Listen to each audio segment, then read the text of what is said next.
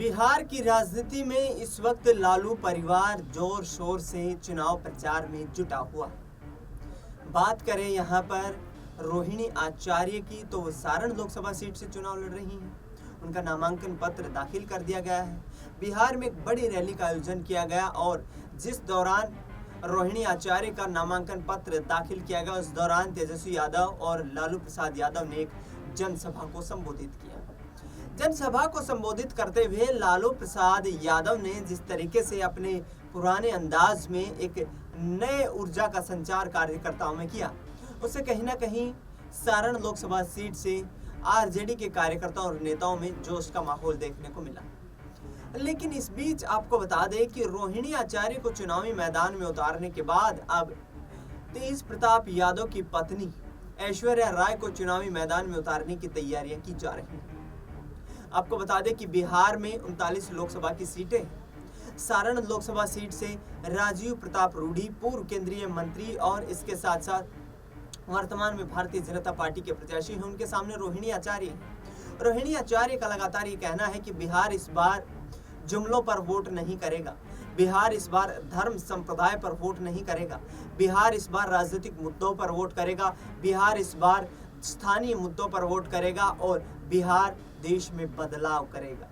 यानी कि साफ तौर पर जो कहती हुई नजर आ रही है यहाँ पर रोहिणी आचार्य, उस हिसाब से बिहार में एक परिवर्तन की लहर दिखाई देगी। लेकिन ऐसे में तेज प्रताप यादव की पत्नी के चुनाव लड़ाने की जो खबरें सामने आई, उन पर भी यहाँ लालू प्रसाद यादव परिवार लगातार चिंतन मंथन कर रहा है। इसके साथ साथ लालू परिवार की बेटी मीसा भारती, जो कि चुनाव नहीं लड़ रही है लेकिन राजनीतिक रूप से सक्रिय दिखाई दे रही है। भारतीय जनता पार्टी के खिलाफ मीसा भारती ने जबरदस्त मोर्चा खोला हुआ है।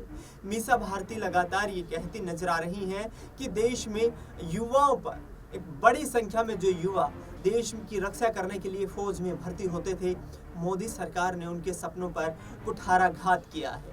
उनकी तरफ से ये कहना है कि जिस तरीके का माहौल इस वक्त देश में दिखाई दे रहा है, हर तरफ बेरोजगारी का आलम है, मोदी सरकार ने सेना की भर्ती में अग्निवीर योजना का क्रियान्वयन करके यहाँ लाखों देश के युवाओं के सपनों पर पानी फेर दिया है। उनका कहना है कि यदि देश का युवा 4 साल से अधिक सेना में नौकरी नहीं कर सकता, तो आखिरकार 75 वर्ष के नरेंद्र मोदी देश के प्रधानमंत्री कैसे बन सकते हैं। प्रधानमंत्री पर कड़ा कटाक्ष करते हुए यहाँ पर मीसा भारती ने क्या कुछ कहा, सुनिए जरा। प्रधानमंत्री 75 वर्ष के हो गए, 2 बार देश में मौका दिया, 10 वर्ष तो आपने देश पे राज किया। क्या किया हमारे नौजवान भाइयों के लिए? एक तरफ हम अग्निवीर योजना लेकर के आए हैं, जिसमें 4 साल बाद हमारा नौजवान भाई घर बैठेगा रिटायर होकर के, और ये बूढ़ा प्रधानमंत्री 75 वर्ष में एक और मौका मांग रहा है। प्रधानमंत्री जी को सोचना चाहिए कि 18 वर्ष में बच्चा जाएगा वहां, देश की सेवा करेगा, और जैसे ही वो 22 वर्ष का होगा उसको रिटायर करके घर भेज दिया जाएगा। और प्रधानमंत्री जी 75 वर्ष के होने जा रहे हैं और उनको तीसरा टर्म भी चाहिए। लेकिन मोदी जी, इस देश की जनता मूर्ख नहीं है, बार बार काट की हाथी चूल्हे पे नहीं चढ़ती है। आपने जो वादे किए 10 वर्षों में इस देश की जनता ने खेल लिया। आप देश को कहां से कहां ले गए। आपको मदद करनी थी किसानों की, लेकिन आपको मदद करने थे पूंजीपतियों की। आप किसानों के कर्ज माफी नहीं कर रहे थे, आप माफ कर रहे थे अदानी अंबानी। तो सुना अपने मीसा भारती को, जो ये कहती हुई नजर आ रही हैं कि प्रधानमंत्री नरेंद्र मोदी 75 वर्ष के होने के बाद भी उनकी कुछ ख्वाहिशें हैं, कुछ सपने हैं, देश के लिए काम करना चाहते हैं। तो क्या वो नौजवान, वो देश का भविष्य, अपने देश को आगे नहीं बढ़ाना चाहता है? ऐसे में अब लोकसभा चुनाव की तीखी तलवारों के बीच युद्ध लगातार जो है, जुबानी जंग वो जारी है। एक तरफ जहां भारतीय जनता पार्टी के तमाम नेता लालू प्रसाद यादव पर परिवारवाद और भ्रष्टाचार के तमाम आरोप लगा रहे हैं, तो दूसरी तरफ लालू परिवार के सदस्य और इंडिया गठबंधन के तमाम नेता यहां पर लालू यादव का बचाव करते हुए प्रधानमंत्री नरेंद्र मोदी की कार्यशैली को लेकर लगातार सवाल खड़े कर रहे हैं। उनका कहना है कि पीएम मोदी जिस तरीके से देश की जनता को बेवकूफ बना रहे हैं, जिस तरीके से देश की जनता के साथ खिलवाड़ किया जा रहा है, यह वाकई में बीजेपी के यहाँ पर अपने विजन में फेल हो जाने का सबसे बड़ा उदाहरण है। आपको बता दें कि बिहार में 39 लोकसभा की सीटें आती हैं। लालू प्रसाद यादव परिवार की बात की जाए तो राजनीतिक लिहाज से देखा जाए पिछले 50 सालों से सक्रिय दिखाई देते हैं। लालू प्रसाद यादव और उनकी पत्नी राबड़ी देवी 15 वर्ष तक बिहार के मुख्यमंत्री की कुर्सी पर कायम रहे हैं। इस बीच लालू यादव का कहना है कि हमने अपने समाज के, अपने बिहार के लोगों में वो जिस तरीके का एक ऊर्जा का क्रियान्वयन किया है, उनके अंदर जिस तरीके का भाव हम लेकर के आए हैं, बिहार के लोग आज देश भर में छाती ठोक कर बिहारी होने का दावा करते हैं, वो कहीं ना कहीं अब बीजेपी और नीतीश कुमार के द्वारा कमजोर किया जा रहा है।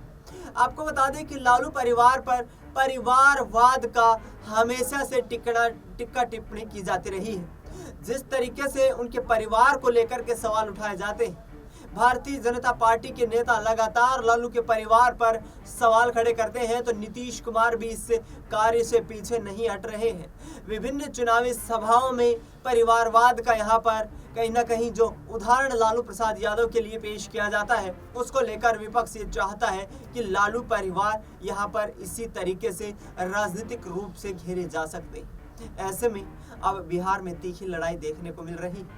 इधर बात करें दूसरी तरफ तो यहाँ रोहिणी आचार्य राजीव प्रताप रूढ़ी को चुनौती देती नजर आ रही है। उनका कहना है कि राजीव प्रताप रूढ़ी जैसे और भारतीय जनता पार्टी के तमाम यहाँ सांसद सिर्फ 5 साल राजनीति करने के लिए आते हैं। 5 साल में सिर्फ 1 महीना चुनाव लड़ते हैं और 4 साल 11 महीने तक यहाँ बिहार में दिखाई नहीं देते हैं।